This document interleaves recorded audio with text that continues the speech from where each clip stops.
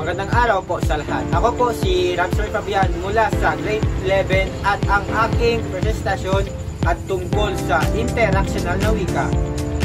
Sa halimbawa, ito malalaman natin kung ano ang ibig sabihin ito, kung bakit ito mahalaga at ilang halimbawa ang panggamit nito sa araw-araw. Ang interactional na wika ay paraan ang pagkikipagkapwa. Ginagamit ito hindi lang para magbigay ng impormasyon, kundi para mabuo ang magandang relasyon sa madaling salita. Ito ay komunikasyon, nakatuon sa pakikisalamuha. Mahalaga ang interactional na wika dahil ito ang uugnay sa ating pamilya, kaibigan at kapwa. Nakakatulong ito para maging maayos ang samahan at higit sa lahat napapakita natin ang malasakit at pakikisama.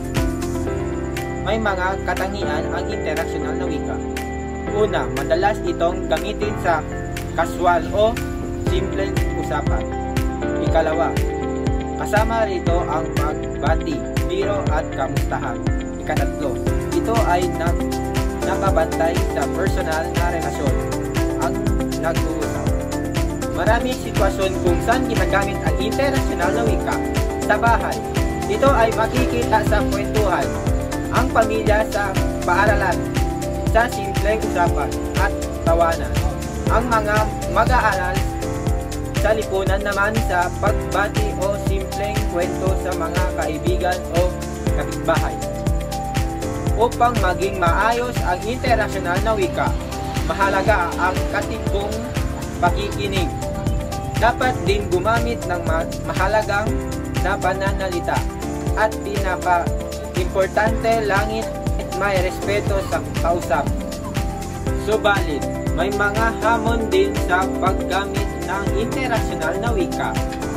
Minsan, nagkakaroon ng hindi pagkakaintindihan, may pagkakataon na iba ang wika o diskarte. At kausap, maaari rin magkaroon ng maling interactional sa mga salita. Halimbawa, ang interactional na wika ay ang magkaibigan, nagbibiro, isang mag-anak, na nagkwentuhan sa hapagkainan at mga kaklase, nagbabanding sa pasilyo, mga simpleng sitwasyon. Ito pero napakahalaga sa pagpapatibay ng ating relasyon. Yan po ang aking presentasyon tungkol sa interactional na wika. Naway, mas naunawan natin kung bakit mahalaga ito sa pag-araw-araw na pagkikipag-ugnayan. Ako pong muli si Ramsey Fabian mula sa grade 11 at maraming salamat po sa